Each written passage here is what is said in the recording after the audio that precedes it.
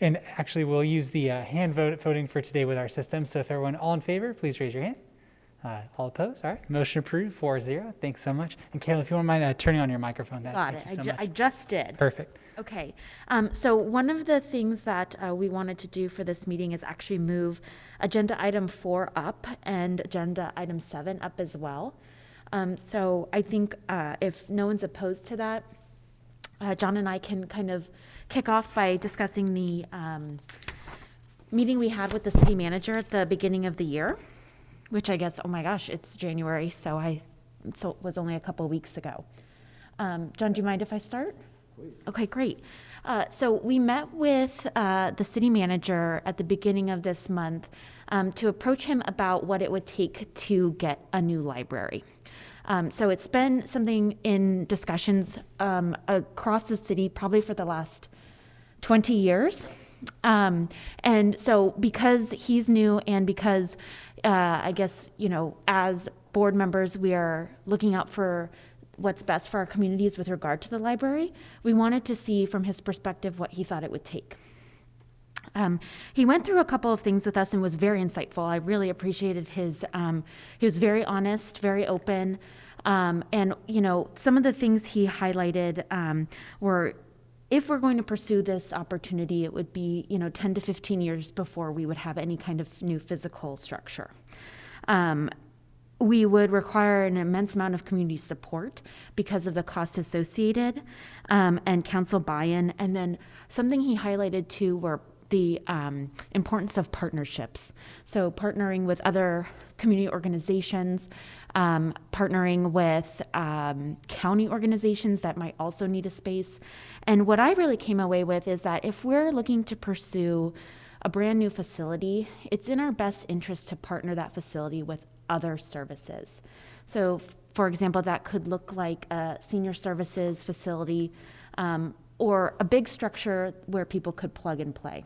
Right, and what I mean by that is, people could move in and move out as needed. And so library would, of course, not be one that moves consistently, but one that would be permanently there, but also share a space with other groups. So the next kind of thing that we discussed was, how do we get there? So what the city manager wanted us to focus on was how well we're doing currently. So the community survey just came out, I think it was last night, to the city council. Is presented to them. You can find it in the minutes or the agenda from last night's meeting. And what it shows was that out of the 15 aspects surveyed across the city, we were in the top 4. So almost 80% of respondents, so 79% of respondents were satisfied with how the library is performing, which is really huge and great. So capitalizing off of that, how can we take incremental steps to get where we want to be? And one of the things that he really reinforced was to seize opportunities as they arise. And I think this plays in really well with what Joanne is going to talk to us about.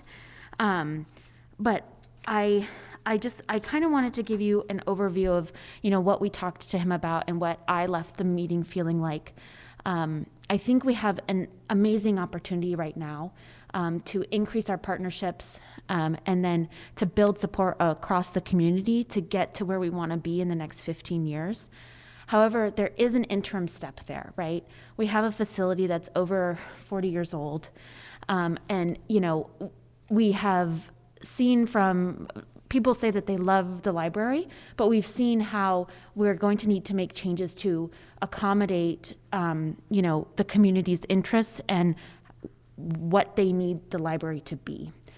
So I think, we shouldn't just be in it for the long haul. We should have a vision of where we want to be in the next 15 years. But I don't think that precludes us from pursuing upgrades to the building that we have now. Yeah, this Sean spoke of, and I'm trying to remember the exact, how the state has restricted cities from using their own land for facilities.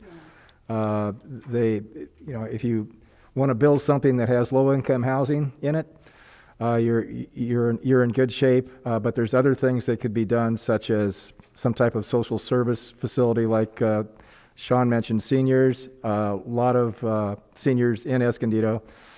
We could also be looking at preschool childcare facilities that would be in the same building, not in the library Right. per se, but in the same building, the same facility. And this kind of plays in quite well with where we are with the strategic plan. Yes. So we can take the results of that and see what we can do for the community in offering the services and possibly changes to the facility that make it more useful to the citizens. Yeah.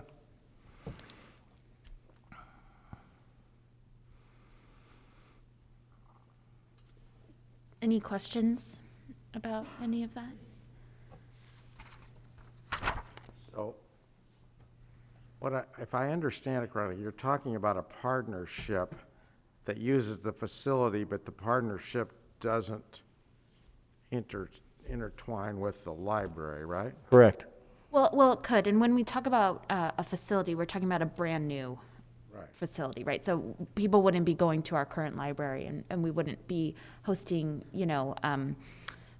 services there really above and beyond what we currently do. But yeah, so we would, I'm thinking of like a building this size, right? Where the library would take a certain portion of it, but then it would be open to other services or other community organizations to have offices in as well. And John, you talked about you couldn't use present city land to do this? Apparently, there's some rules and regs if a city wants to build a new facility, or that they have to consider low-income housing or other things that would serve low-income people. Yeah, I think it was a specific act that he mentioned, and I'm trying to see if Yeah, if I could. Oh, please, It's yeah. the Surplus Lands Act, and that really comes into play if the city wants to sell a piece of property that's owned by the city. The Surplus Lands Act requires that it be made available for low-income housing developers to provide essentially a proposal for how they would utilize that land before it could be disposed of in a different way or used for another purpose. So for example, if in order to fund a future new library, we wanted to dispose of the property where the current library is housed, it would have to go through the Surplus Lands Act. So it makes it a little bit harder to do like a public-private partnership type of thing because there is this layer of state requirement that you have to go through in order to provide opportunities for more affordable housing to be built. So does that mean if, there was, when Jack was presenting some things and they were talking about building it over here on the parking lot, would that preclude that? That location has its own set of challenging circumstances. That is city-owned property, but that has been deeded to be used in a certain way as parkland. So that's a whole kind of separate conversation. But as part of that conversation, there was talk about building the new library at the corner of Washington and Escondido Boulevard, and that's privately owned land. So the city would have to acquire that privately owned land. If I could also, I just wanted to expand on what Carolyn was saying about the community opinion survey that went to council last night. I don't know, can they see what I'm seeing, Zach? Okay, so I wanted to just take a little bit of a deeper dive into something because this is important for you guys as well, but I will circle back to the survey. So last night we presented the results of the 2021 Community Opinion Survey. And the library, in terms of satisfaction, the satisfaction of the community in terms of the provision of library services is like the number 4 highest most satisfied type of service that the city provides. So let's just take a moment to drink that in, because that's huge. And that it's such a reflection of where we've come in the last 4 or 5 years that it's such a testament to the library staff, I would say to the city staff, to you guys as board members, to the volunteers that have been out there telling the story, encouraging people to come in and see the library and use the library, and changing that sort of misperception about what it meant to partner with LS&S. So I encourage you guys to read that whole report, because it's very, very interesting. That was a scientific survey in the sense that it was conducted by a pollster. There were almost 1,300 individuals who were interviewed to participate in that, randomly selected across all demographics, all council districts, in 2 languages, et cetera, et cetera. And what we want to do now is continue that conversation with the rest of the community. So we've created something called the Escondido Discussion. And if I could just back out of this for 1 second, I want to show you how I got here. So this is the city's homepage. And right here underneath the slideshow of beautiful photos is this button that says click here to join the Escondido Discussion. So when you click on this, it gives a little bit of background. It identifies, again, what those top 5 priorities were that were identified within that community survey. And it invites people to share their priorities. So this link takes you to a survey that essentially reiterates what those top 5 priorities are that came out of the opinion survey, asking people to rank them, but also giving an opportunity to state if you have a different priority, or if you have a concern or a need or a question. We also are giving people an opportunity to opt in to stay informed about this conversation. As the budget process continues, we're definitely going to have more conversations about what the community's priorities are. It also allows the community an opportunity to request a presentation for a group or a neighborhood or a community organization. Staff would be coming out and sharing information, answering questions, etc. So I would highly recommend that you guys share this information with your networks of people and encourage people to have their voices be heard in this conversation.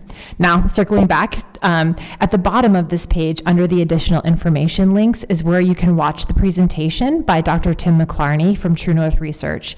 And right here is where you can read the entire report that has all of the survey results. Okay, Thank you. thank you.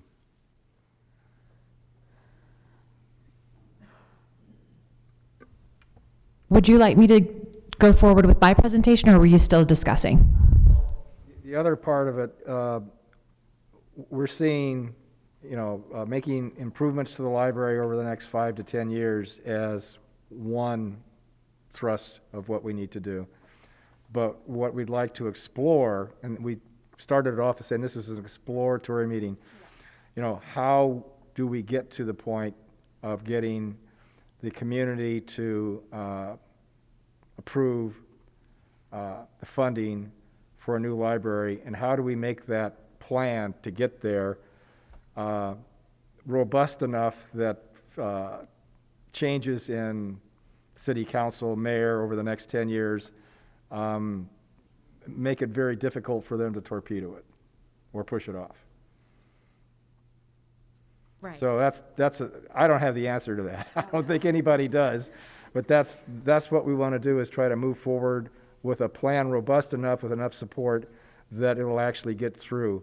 Because I think I did some research and went back, I think as far as 2003, and there's been one false start after another. And either to re-renovate the library, add to it, replace it, whatever, and all of them have not gone anywhere. Money's been spent on engineering studies, et cetera, but nothing went anywhere. Right, and I think that the point of us starting this as an exploratory thing is, we don't want to get to a point 20 years from now where we need a new library right then, right? And we have to start from scratch, and it'll take another 15 years to actually build one. So I think in starting now, we can chart a better plan and a better way forward, so that once the need absolutely is necessitated, then we have legs to stand on. We can move forward.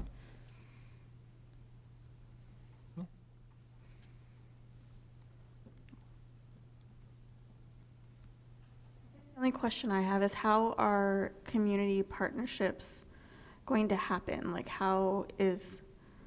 where would we even find somebody who's looking for space to partner with? And when you were describing a community partnership, immediately I thought, oh yeah, the San Diego Library has a charter school in their library. They probably partnered with the charter school, and there's so many charter schools in Escondido, so I don't know if there's like a process that they have to apply, to the city to have a school in Escondido, and how we would get a hold of those kind of people. Just a thought. Yeah, no, and It's a great thought. that's great. I have no idea how we would approach that, but I'm sure we could figure it out. Right. So Joanna was there too. So I'm sorry if I just, was all saying it was all Sean, but Joanna was there too. And she, recommended that we talk to the Deputy Director for Economic Development. Is that right? Okay. And so I was actually going to invite her to speak to us in March so that she can kind of identify for us some opportunities for partnerships. Another organization that Joanna recommended was the County, I think, Senior Services Center that is... Yeah, so there's the San Diego Seniors Community Foundation, which is an independent 501c3 not affiliated with the county, but they are very, very interested in the future of services to older adults. And we've been in discussions quite a lot with them because they did a fairly comprehensive survey of all of the senior centers within the county, both run municipally, run by volunteer organizations, run privately, and their findings were not shocking to many of us that those facilities are understaffed and underfunded and in desperate need from the community. So they've really sort of picked up the torch and have been running with it and trying to meet with organizations. And they really, many of their founding members are Escondidans, or they are related to the Escondido Community Foundation, the San Diego Foundation in some way. And because we are such a large city within San Diego County, and we have such a relatively large senior population, they really believe that we could be the model for the seniors, for a center of the future that could serve seniors. And I pause there because the model that they put forward and what we're seeing in sort of municipal city planning and service provision is this trend toward this multi-service hub. And that's definitely what Carolyn has been speaking to. So instead of building a siloed, standalone building that has one purpose and therefore has one base of support, we're moving in this direction of building facilities that have multiple service points. So you might have a facility that has library services in it, a facility that serves veterans, that serves seniors, that has mental health or physical health services provided out of it. There are some really good models of this out there. And so I think one of the best places to start, and what I had recommended to Carolyn, was to have a conversation with the San Diego Seniors Community Foundation, because they have quite a lot of philanthropic pull and a lot of private funding to be able to make some things happen. I think the County of San Diego could also be a great partner, because they provide this humongous umbrella of services, and they are services that the city does not provide, right? The city is not a provider of mental health services, for example. And we see this wonderful partnership opportunity in the way that the city has been addressing the issue of homelessness. So we alone cannot solve that problem. And so we have a network of service providers and philanthropic organizations and nonprofits and county resources that all come together to provide this sort of holistic wraparound approach. And that's the trend that we're seeing in the provision of lots of different types of municipal services. So talking with the county could be a great place to start as well. To your point, Virginia, with the charter school, that's also definitely a great path and a great possibility. I mean, you have to think about who you're bringing together under one roof, right? And definitely be mindful of that. But when a charter school wants to form, they have to receive a charter from the school district. So depending on what the age is of the school, they would go to the elementary district or they would go to the high school district. Once they get their charter and they're looking for a place to operate out of, that's when the city gets involved. And so they would have to, we would work with them if they, for example, wanted to do this in city property. We would be very, very highly involved in that. If they are renting or procuring a piece of private property, we get involved solely in making sure that this is operating out of the right zoning area. So like our planning department would be involved in providing the necessary types of permits for that. So we don't have a super strong workflow right now to be able to flag those things, but it's something that we're talking about a lot as we look forward to how the city is adapting in the way that we're providing services, so that we're able to flag these interesting possibilities as they're coming forward. And that's kind of where Jennifer comes in, who is the Deputy Director of Economic Development. She has her hands in a lot of pies because she crosses over quite a lot with the land development services, so planning and building, and she also oversees the business license folks. So when a charter school wants to operate, they also have to have a business license in the city of Escondido. So it's very possible, having a great conversation with Jennifer, she could start to flag some of these opportunities as they come forward. Right. So I think, the next step, I think Joanna will discuss what her presentation is about. But I would very much like to have us invite folks to come speak to us. So Jennifer, hopefully in the March meeting, I know she's on maternity leave, right? Yeah, sorry, I was going to clarify that. I've actually asked her to come in April because she's coming back at the beginning of March, and your meeting is very early in March. I don't think she'll be ready by then. No worries. Okay. And then, as we go along, maybe once a month, at each month, we can talk to other potential partners and just explore, what their needs are, how the library can be involved. And that also depends a lot on how we as a board envision, library services moving forward. Like, I don't want to dictate anything at all, but I'm interested to, I think John and I have a good idea and understanding of where we think the library should go. But of course, like Ron and Virginia and Murick, you all have opinions as well. So maybe that's something we can discuss at the next meeting. Okay. Yeah, why don't we make that an action item for the next meeting, that we all bring our thoughts and ideas to the meeting and have a discussion. Okay, great. Sounds good. Okay, Joanna, take it away.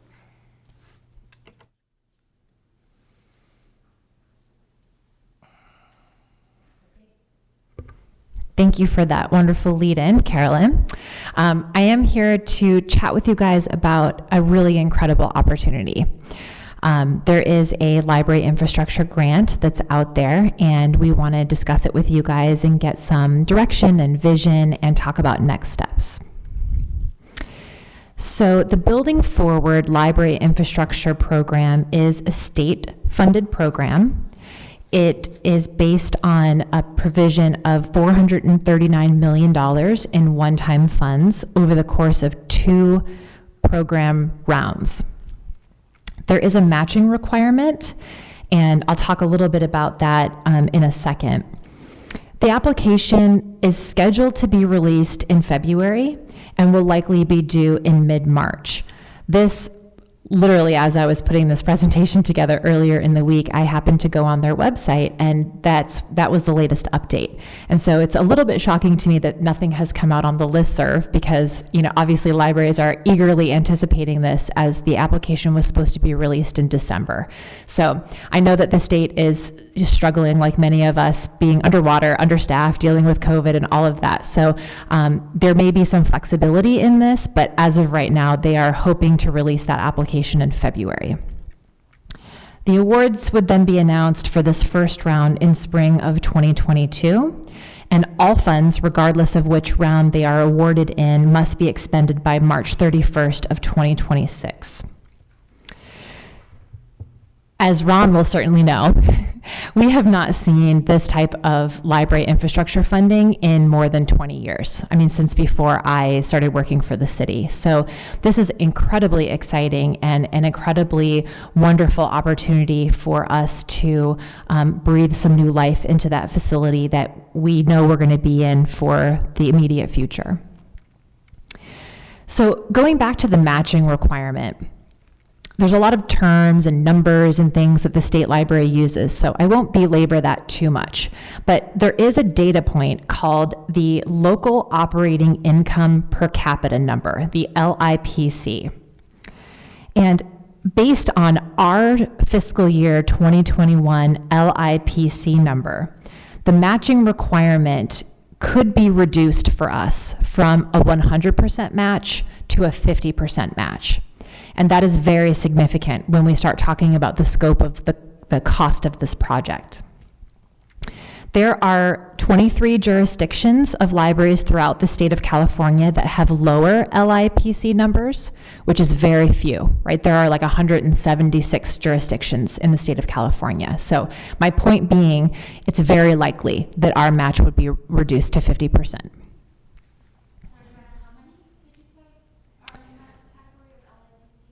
There are, I think there are like 176 jurisdictions in the entire state. There are 23 jurisdictions that have a lower LIPC than we do.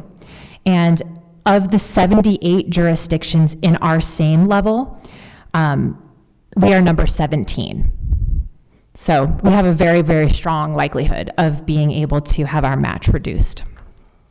So Jana, when you talk about 100% match, that would technically mean 50-50, but if we go to 50% of that, that's like 25% of the project, correct? Correct, yeah. So the California State Library has set out a list of priorities for this funding. Priority will go to libraries in high poverty areas.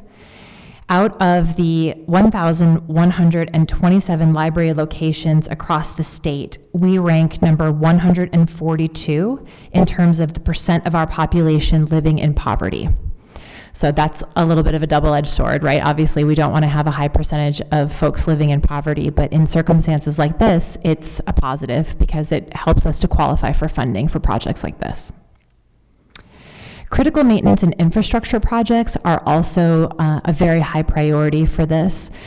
As I mentioned, there has not been funding for library infrastructure projects in decades, and so the state has recognized that there are facilities like ours all across the state that are 40 plus years old and have not had a major renovation, and so they are suffering from quite a lot of critical maintenance and infrastructure issues. And the category of critical maintenance and infrastructure, just to expand on that a little bit, would include new roof, HVAC systems, ADA improvements, lighting, windows, things like that. The maximum grant award per location is $10 million.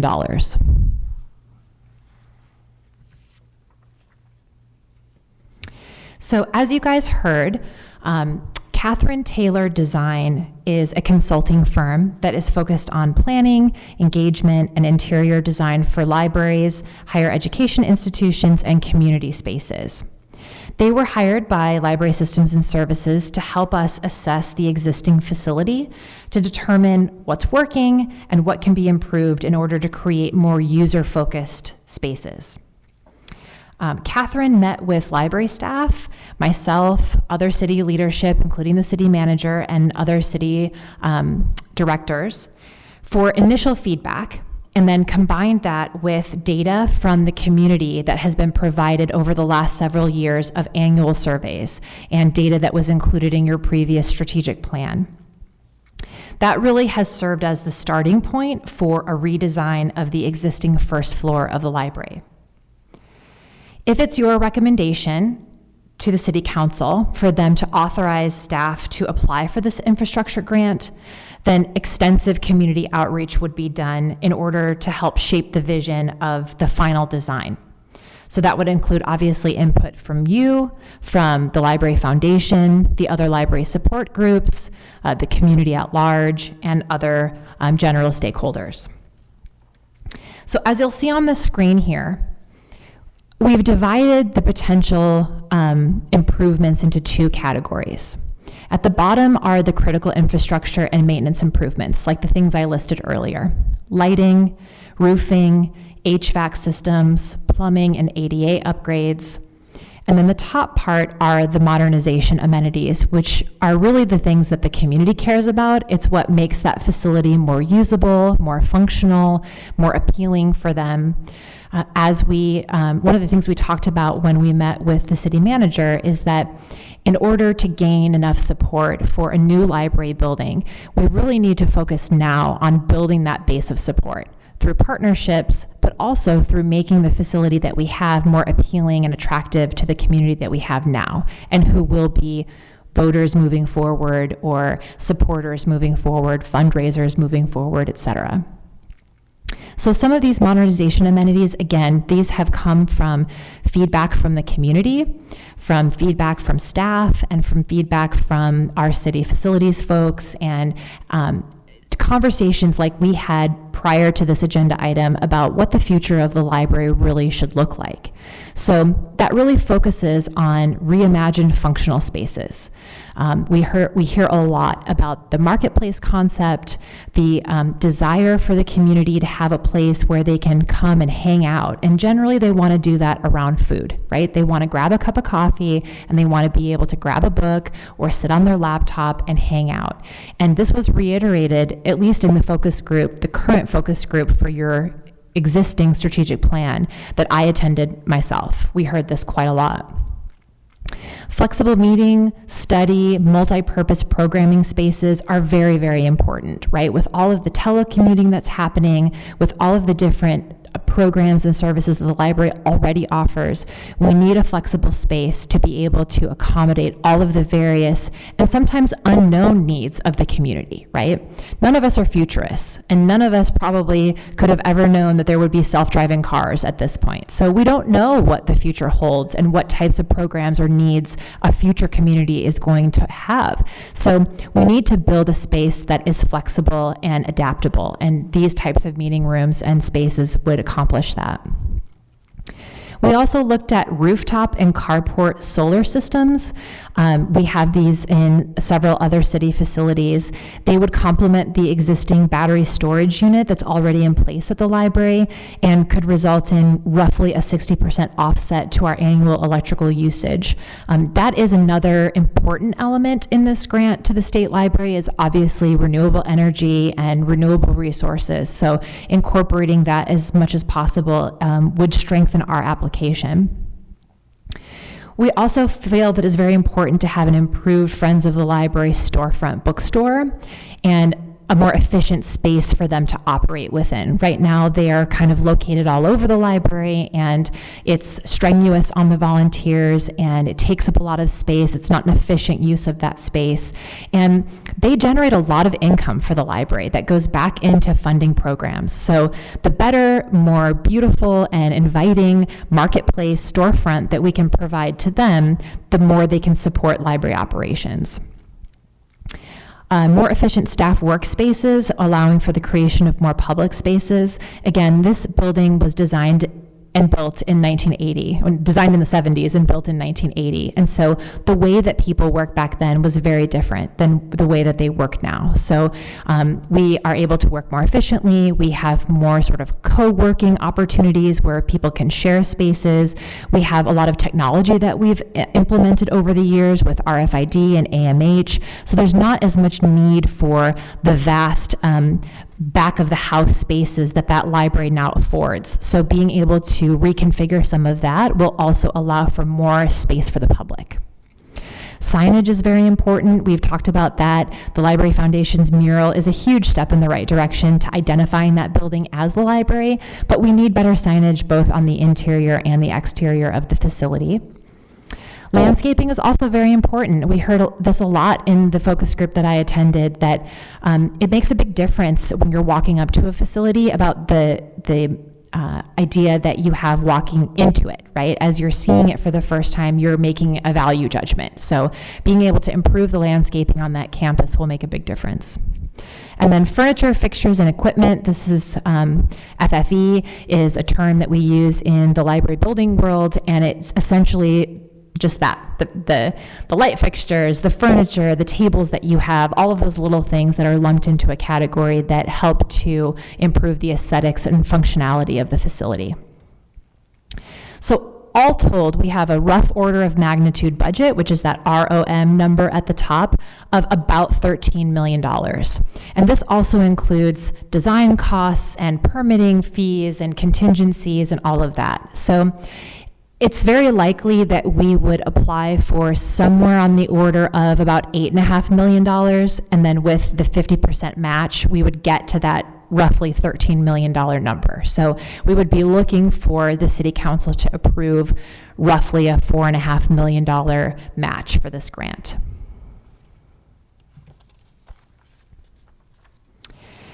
So before we bring this opportunity to the council, and it is very important to the city manager that you guys be on board with this and that you come with me to that presentation and really speak to the passion that you have for this opportunity and encouraging them to give staff direction to move forward. I wanted to have an opportunity to let you guys dialogue about what it is that is your vision for the future of the library. We have talked in the past about this conversation of one new centralized library versus dispersed neighborhood-based services. That can take many different forms. So I think that's a question that still needs to be answered, and that the council would be looking to you guys as representatives of the library community and passionate individuals who are very concerned with the future of the library to give some direction and vision on. And so the recommendation that I would be asking you to support to the city council would be to apply for this infrastructure grant as an interim measure to extend the life of our current facility and make it safer and more functional for the community. And then to reopen the dialogue about the future and provide direction to city staff on next steps.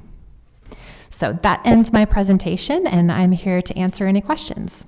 Oh, okay, so what was the timeline on this? We're looking at, unless the state pushes it out, we're looking at a mid-March submission. When does the council have to make their decision? So we would likely bring this on March 2nd. Okay. February and March are quite challenging with council meetings because of board and commission interviews and some other cancellations that have already happened. So it's very likely that I would be agendizing a presentation to council for March 2nd. We would, in all honesty, we would already have drafted the application, right? So it would be ready to go and hit send with their approval. But we would take it to them to have a discussion, and if they gave direction to do otherwise, then we would not move forward. But we would queue it up to have it ready because of the timing. Okay, is this going to be in two parts? Like one, yeah, let's go do this, and then two, come up with our vision, which in part would be based upon the results we're now wading through from the focus groups and the survey. Yeah, I think the bulk of the March 2nd conversation would be getting council's approval to move forward with the grant. I just want to cue you up that they are likely going to ask, what is your vision? How do we support that vision? What does that look like in the future? So it doesn't have to be the bulk of the conversation in the presentation, but having you there to answer some of those questions, or even to be able to give them a timeline of, here's where we're at in our strategic planning process. Here are our initial thoughts, that this opportunity fits into our larger vision. That's the kind of conversation I think you should be prepared to have with the council. Okay, so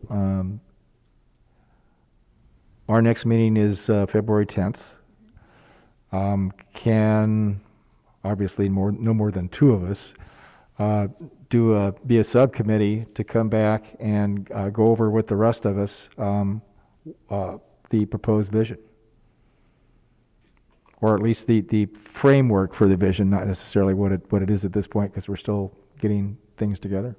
Yeah, so I think the way I envision this is, and we're using the term vision a lot, but how I see this going is I think we can discuss today having staff move forward with the grant or not, right? So that's something that we can vote on and say, this is something we support, is the grant itself.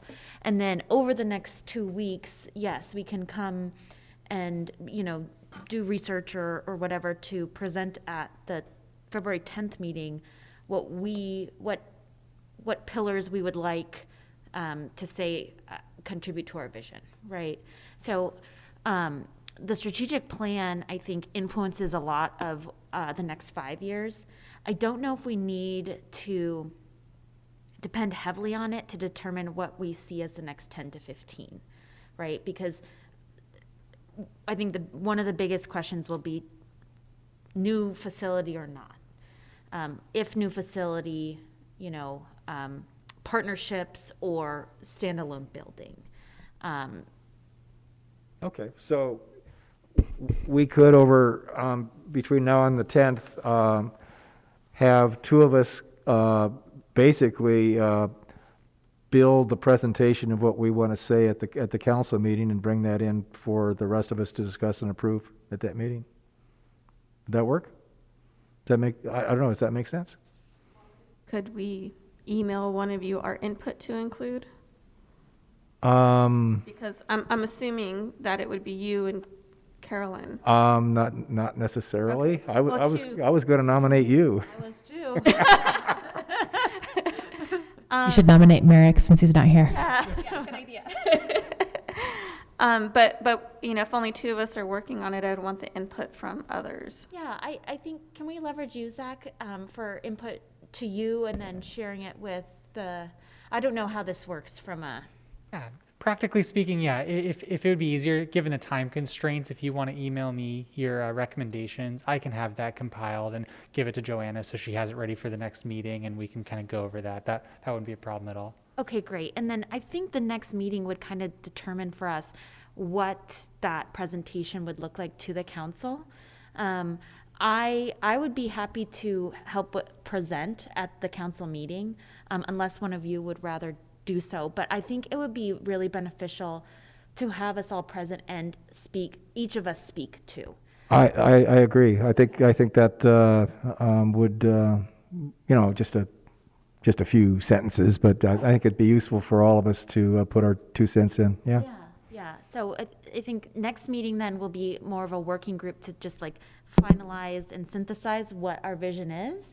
And then we can take the time between next meeting and the March council meeting to come up with the presentation so that we know what's going to be said, and then we'll be prepared to each speak at the council meeting.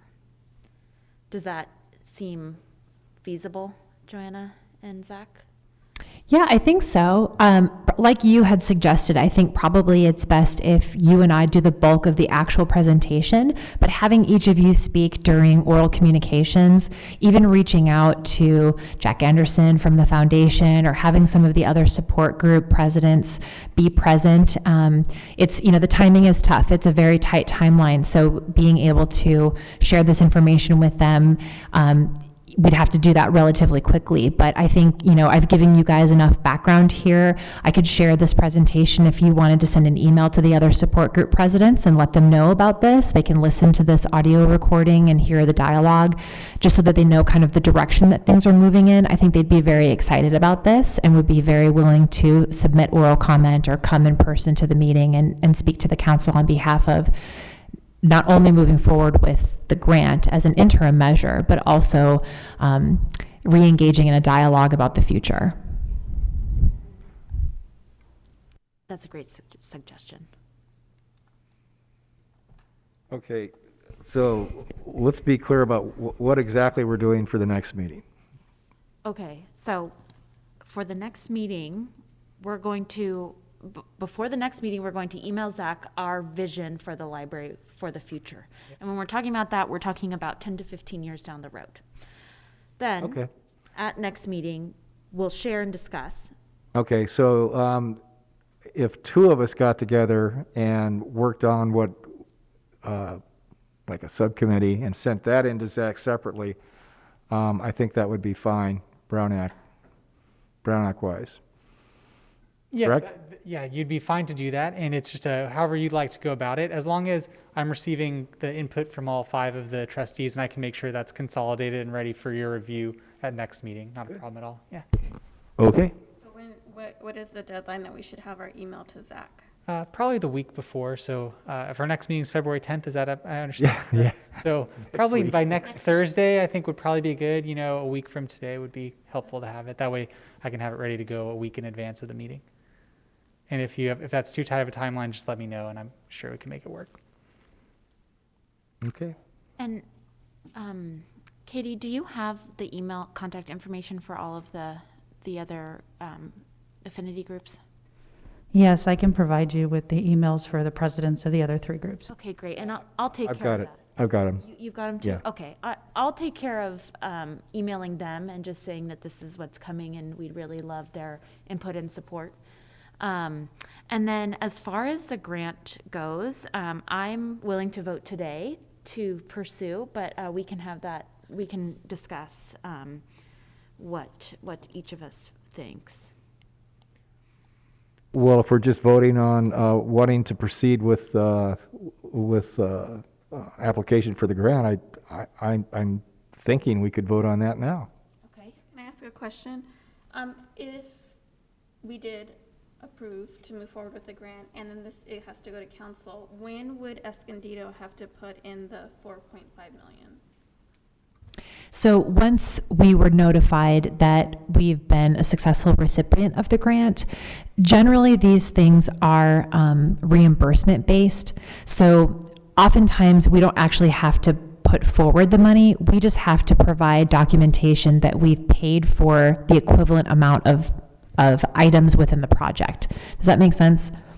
It may not work that way, and that's not been detailed on their website just yet, but generally speaking, they don't give you a lump sum check for something this big. You have to perform and then provide invoices, and they reimburse. That's how the Prop 68 Creek Trail grant is that I'm also administering. That's $8.5 million. So that's not a lump sum check. It's we perform, we submit invoices, and then they reimburse us. There was no matching requirement with that one, so I'm not sure if it'll be different with this grant, but we wouldn't have to pony up that money immediately. But we will have to identify where that funding would come from. So that's really the onus of this presentation to council, is to let them know about this wonderful opportunity, to get their approval to move forward with making this investment. And then probably I will make a recommendation of where that money would come from, and they would approve or send me back to find it somewhere else. Okay, if I'm reading it correct, if we get the 25%, if we fall in that bracket of matching 25%, 75-25, if we get to that, I know it's 50-50, but certain circumstances can put you in the 25-75. 25-75 puts us at 3.25 million for the 13 million rough order of magnitude. Good mental math. Okay. So we've already saved $1 million. Excellent. This is why I have finance people. I am all for this application. I think though it's a little bit tricky out in the community because we were so strong about building a new library. And all of a sudden, we're now using the term 15 years out. I think you're going to have some people asking us, well, did you give up on the idea of a new library? Because 15 years out is an eternity for a lot of people. I'm not sure I know how to answer that right now. And so I think maybe we need to think that through and have some kind of a consistent answer for not only us, but the city and so forth. And so that's one of my concerns. It's very valid, and I would agree that that's definitely something that you're going to want to have an answer for, because you're right. There definitely is a contingent of the community that still wants the focus to be on building a new library, and they may see this as a sidestep. But I think if you craft that narrative as we need to do something in the short term. And even if council were to say, yes, let's go out and put a bond measure on the ballot for $50 million, and we hit the ground running on that, and that was successfully passed, and that money started to come in, building a structure of that size and locating it and all of that planning that goes into that is still a multi-year effort. I mean, that's at the fastest sprint, probably a 5-year project. And maybe I'm underestimating that. So I think you could talk about this opportunity as something that is in the short term. And it invests in a city-owned facility, right? If we are going to do something else with that footprint, that campus, then bringing that up to speed and making it modernized and usable could be attractive for a different use when we move forward and relocate into something else. And again, it harkens back to that conversation of what is the future of library services here? Is everyone on the same page that it's one centrally located $50 million building?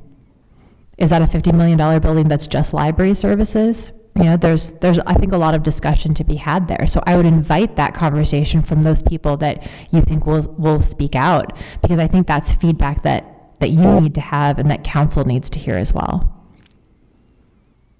Okay, good point, though. We need to market it better than saying it's going to take 15 years, because it could take 10, and there could be some legal issues. There's things can happen. But everybody I've talked to they're saying 7 to 10 years, maybe more. So, Well, the naysayers are, of course, just saying you're kicking the can down the road, which I don't appreciate. But I do think our selling point is this is the most used facility of any city facility, I believe, in Escondido. You know, before the pandemic, what was it, 1,400 people a day used it? We need to modernize that, and we need to modernize it whether we're going to build a new one or not, because it takes so long to build a new one. yep. So that's what we've got to say is, to answer the naysayers, is that, yeah, well, if it's 15 years out, what is our community going to do with an obsolete facility for the next 15 years? We need to provide a good facility and a modern facility. Plus, we've got all these paradigm shifts going on as a result of COVID and technology. And what's a library going to look like in 15 years compared to what it looks like now? So the only problem I'm having is how to incorporate all that into one presentation.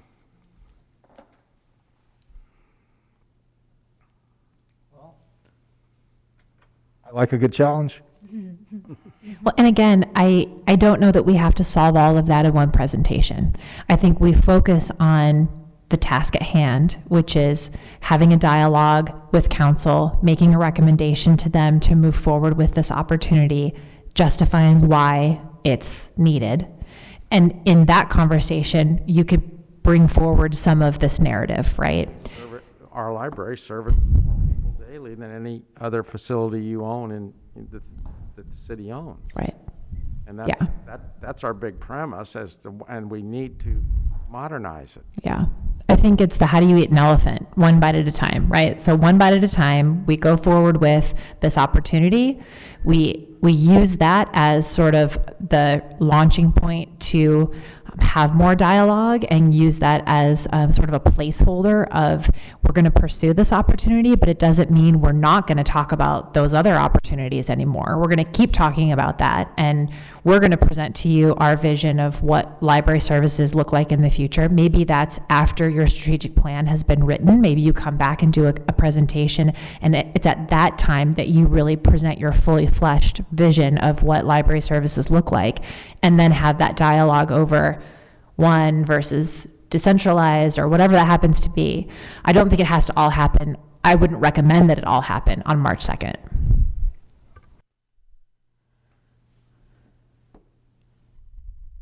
Okay. Would we, Virginia, do you have anything that you want to add, or? Okay, would somebody like to make a motion? Okay, I'm trying to figure out how to word this. Just The motion. just for the grant. Okay, I motion that we approve going forward with applying for the grant. Second. All those in favor, please raise your hand. All right, motion approved, 4-0. Great.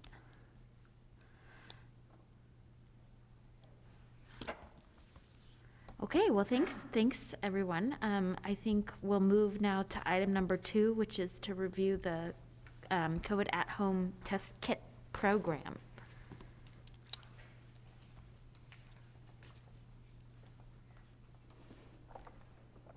Okay, so the County of San Diego's Health and Human Services Agency received rapid COVID test kits as part of a California state initiative, and they sent them to public libraries in San Diego County for free public distribution.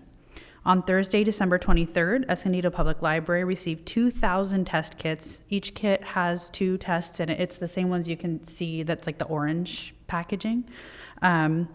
And distribution began on Monday, December 27th, and followed the HHSA's guidelines on issuing 1 test kit per day per person, and not promoting anything on social media platforms. They specifically had asked us not to promote anything on social media.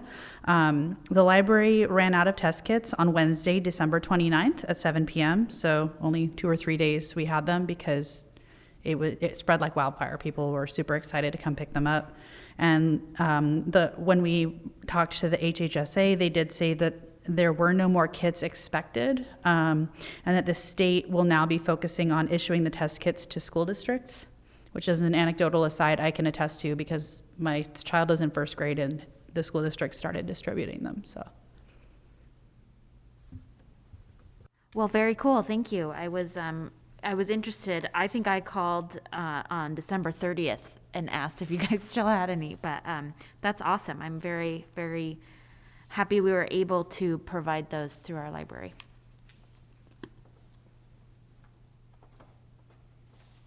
Okay, next will be, let's see, Strategic Plan Committee Survey and Focus Group Update. John, is that you? Yes. Okay. You've got the 2 paragraphs here in background from Debbie Joy. Doing this without her help and expertise would have been incredibly difficult, and probably not as fruitful. So, in addition to what she has written there, Education Compacts, Maribel Reyes, she's my hero. She really got those 5 meetings set up.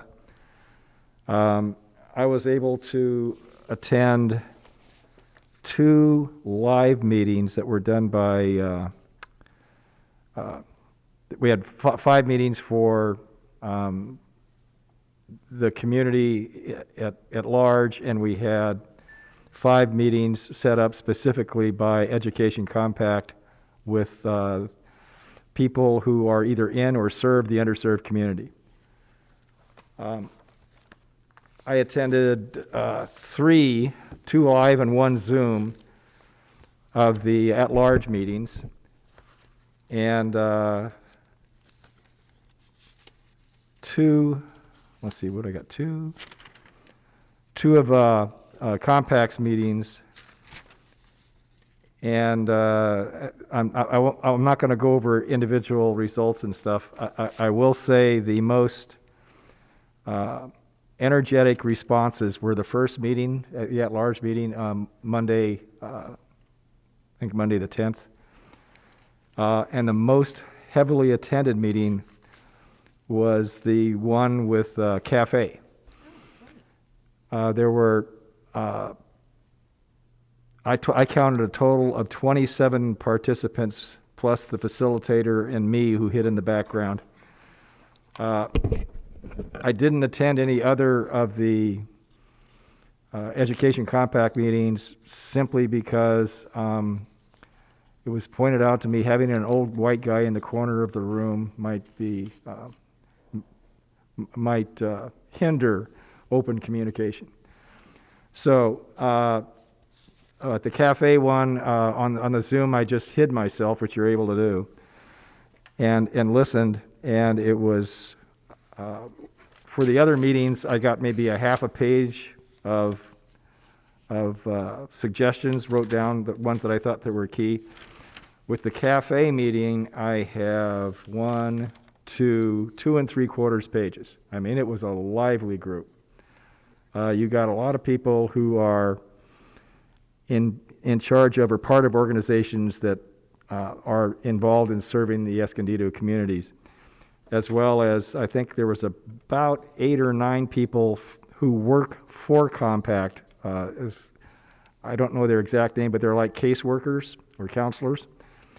And so it was a really good group of people. So I'm looking forward. We've got some preliminary results you've seen from Maribel. She's going to go through and finish the translations, and we'll have more data. But it was overall the Compact meetings, I think, were great. The city meetings were good, but they were kind of what I expected. Okay. So, any questions?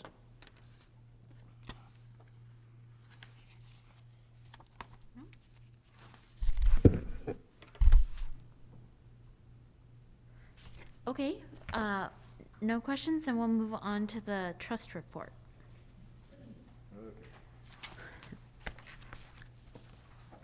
Oh, John, did you want to move to postpone this to the next meeting? Well, it's up to you guys.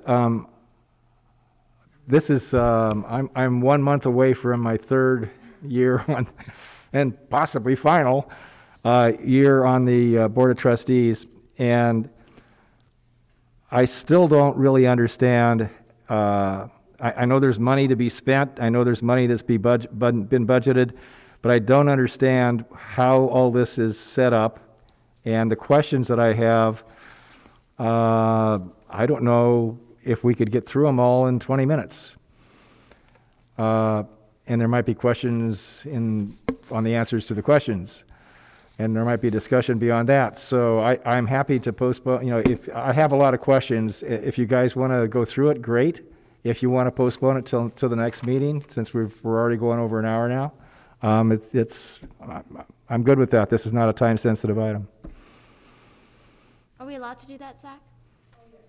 Definitely, we could postpone it to the February 10th meeting. Not a problem at all. Well, I will make the motion to postpone it to the next meeting. Okay, I'll second that. All in favor, please raise your hand. Motion approved 4-0. Great, thank you. Okay, Katie, do you want to talk to us about, it looks like, library hours? Yes. Great.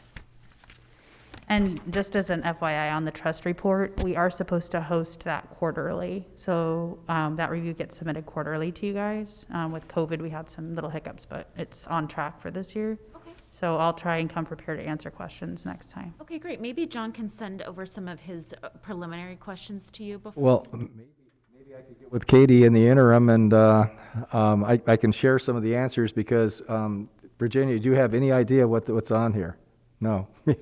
If I may, I would suggest that John actually work with our finance department to answer those questions, because it's not really Katie or the library staff that oversee this. This is city finance. So, John, if you want to send your questions to me, I can coordinate a meeting or a Zoom or something with one of the finance managers who hopefully can answer your questions better. That sounds great. Okay, sounds good.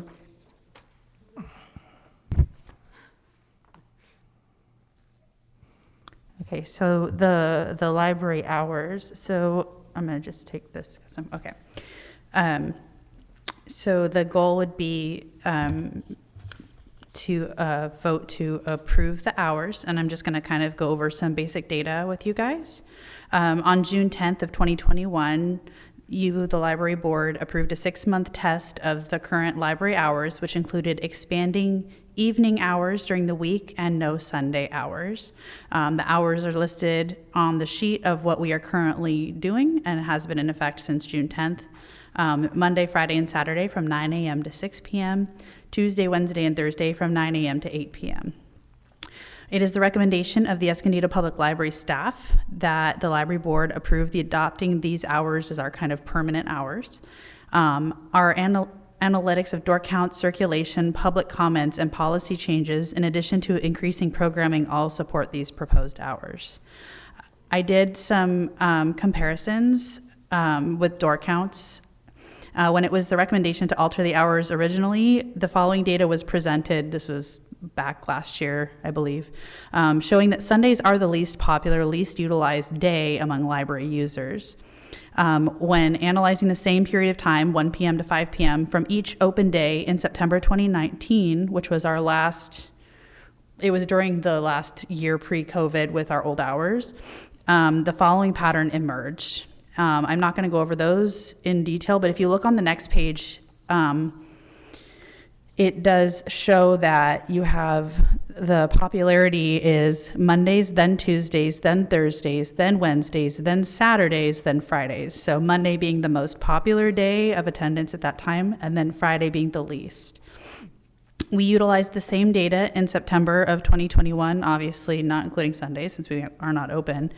And we had very similar trending data, with Monday being the most popular and then Saturday and Friday being the least. It is difficult to quantify our hour usage using door count overall, just because of changes during the COVID pandemic. We have less door count daily overall, just because of less people coming inside due to pandemic concerns. However, we did have, in 2021 versus 2019, we had a 20% increase in circulation. So although our door counts are down in 2021, our circulation is up immensely. And we were closed for the entire month of January. So I think that's pretty positive. A lot of that could be due to other policy changes we've implemented, as you guys have approved, such as extending the length of checkout times and removing overdue fees. I did put in a chart on the next page that kind of shows. However, we find as well that our library is being very well utilized.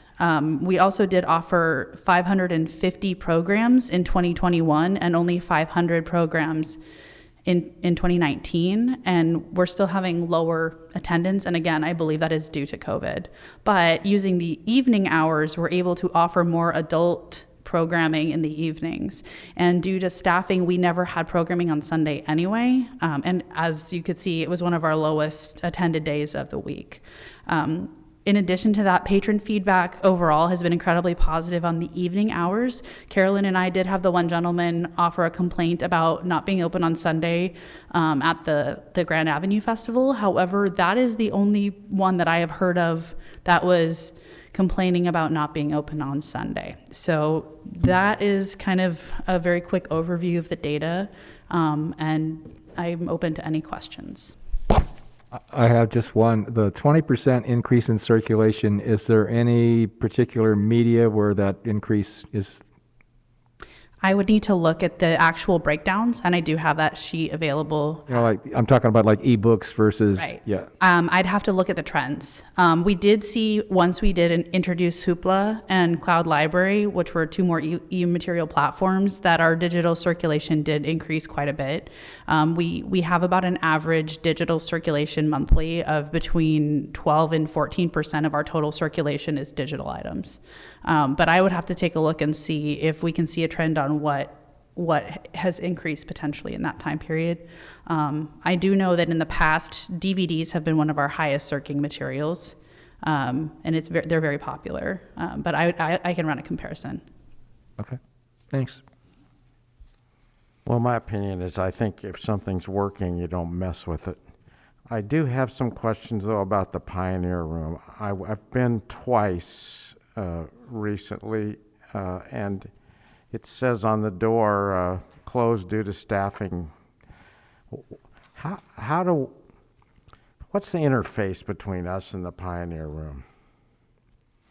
So the Pioneer Room, the set hours of the Pioneer Room are Thursday evenings from 4 p.m. to 8 p.m., Friday and Saturday from 10 a.m. to 2 p.m. There are 3 staff that staff the Pioneer Room, and due to safety precautions, there always have to be 2 employees in there during open hours. And as you know, with Omicron and some of these other issues, we've had people out. And when that happens, we do close the Pioneer Room if there's not enough staff to support 2 folks being in there. However, those staff do work in the customer service department, and I believe we included verbiage that you can go in and talk to customer service, and they can run over if it's closed and grab something or do a photocopy as needed. It's just a matter of, for safety purposes, we can't be open to the public without more, like at least 2 staff. So please let me know, and I can work on that for you and get more info. But I do know that we did experience quite a bit of issues for the last month because of Omicron. I understand. Okay, does anyone want to make a motion to approve the hours indefinitely? I move that we leave the hours exactly as the same that we have been operating under since we previously approved them. I second. Great. Thank you, Ron. Okay, do you have anything to go over with the director's report, Katie? Short and sweet. December is technically a pretty quiet month normally, just because of the holidays and a lot of patrons are on vacation. However, Youth Services did host the annual holiday tree trimming event, and that it featured a special guest from you know who, and it was great. This year we had our very own Peter Lopez from the customer service department act as Santa, and it was wonderful. Everyone had a great time. And we had about 20 people come to the event. Adult Services had robust attendance at its programs. They had 20 people attend the Board Game Cafe program, 24 people attend the virtual pop culture panel series, and 31 attend the Saturday concert series. And we did find such a positive feedback with the streaming of the Saturday concerts that we now have the live stream in addition to people being able to come to that event in person. But yeah, December was pretty quiet, and we're all jumping into the new year. Okay, great. Any questions? Katie, is our staffing stayed just about the same? As far as staffing levels, yes. We had a staff member retire due to medical reasons, I believe in November, and and we did have one staff member, Darlene, who was our cataloging and acquisitions person. She retired at the end of December, and we are currently recruiting 1 3/4 time position that will cover both of those retirements hours. So we have entered the review of application phase, which is starting this week, and we hope to start doing some interviews in the next 2 weeks. Other than that, everybody's still there. How much longer do you think you're going to have to do 2 jobs? I really have a lot of empathy for that. I mean, that one job you do is enough. And so how long do we think Dara may be out? Thanks. So Dara said that she is anticipating return in early March, but she's still, in communication with her doctors on that. And she is doing a lot more virtual work. So you'll see her pop up on Zoom calls, and she's attending virtual meetings and phoning into meetings as well. So she's starting to kind of come back into the fold, at least on a part-time basis. But I believe her plan is to return in March. So hopefully that will bear out. Well, give her our best, please. we're thinking about her. Will do. Okay, do we want to go down the line and give an update on how what did we determine this would be? Like a update from each of us on how we've used the library, or an interesting comment or something? You want to go first, John? Sure. I've been spending a lot of time in the children's section for my 22-month-old granddaughters, and I was complaining to my wife about I have to bend over to find all these books. And she says, well, this isn't for you. But yeah, it's well laid out. They've got all the books that I want to go look at down in one section on the corner. The ones that have the pages that are a 1/4 inch thick. And staff's very helpful. And I actually left something in a book. And a person at the front desk entry point of the library emailed me and said, hey, did you leave something in the book? And it looks like a personal picture, and I'm going, oh boy. And so she put it over in Lost and Found so I could go pick it up. So that was nice. Very nice. Very cool. Well, I, over the last weekend, was able to visit one of my dear friends up in Washington State, and got to visit their city's library. It's Camas, Washington. There's only 23,000 people in the city, but the library was very cute. It was much smaller than what we have, but they did have very similar policies where they don't charge late fees. They have automatic renewals up to 6 times, and I'm guessing that's because of their size.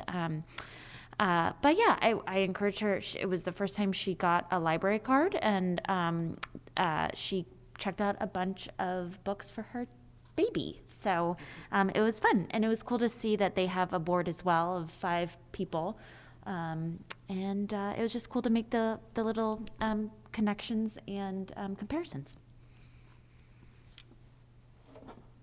Well, I'm in and out of the library a few times a month, and the part that I'm most impressed with is what I see the people who are our patrons are doing. I mean, it is really professional. I mean, they are on computers, they're using their own devices. It's like being in, at least when I went to college, it's like being in a college library. These people are really getting something out of it, and I like to go there just to see that. I also always go into the Friends of the Library bookstore, and Joanna, you are so right. They are so dedicated, but we really need to figure out a way to help them with facilities and signage and whatever else we can do, because I can't believe we've got this whole library that they could be perusing and taking books out, but they're in here where they can get these books, and there's like 10 people in this little tiny room.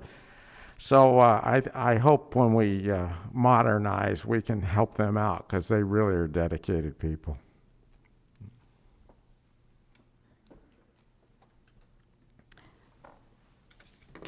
I just want to tell you guys how much I appreciate how much social media outreach has been going on. It's been really informative, and I was really pleased to see how much we're trying to reach out to the teen community. I feel like there's been a high focus on that. I saw the post calling for teens to join the advisory board, the teen movies, the succulent swap, the nail art. I was really surprised to see the nail art. I'm like, what a great idea, whosever idea that was. And the pulp culture series. So I think you guys are doing a great job trying to reach out to the younger community. I also love that we're highlighting community benefits there too, with like the lion dancers, and then all the course opportunities that are available at the library. So I just wanted to really commend you guys on all that outreach that's going on. Thank you. Can I share one? So I was shopping in the Friends bookstore, and I was doing my holiday shopping, and I was shopping for a white elephant gift. and our maximum to spend was $50. And I didn't even know it at the time, but it was a 50% off book sale day. So our maximum was $25, but I had to gather $50 in books in order to spend $25. And so I had just bags of heavy books on my shoulders. And there was a woman in, the very crowded bookstore, and I struck up a conversation with her because I can't help but talk about the library. And lo and behold, I convinced her to become a volunteer for the Friends. So I connected her with Cookie, and hopefully she's going to start volunteering to help in the Friends shop. So that was my library promotion.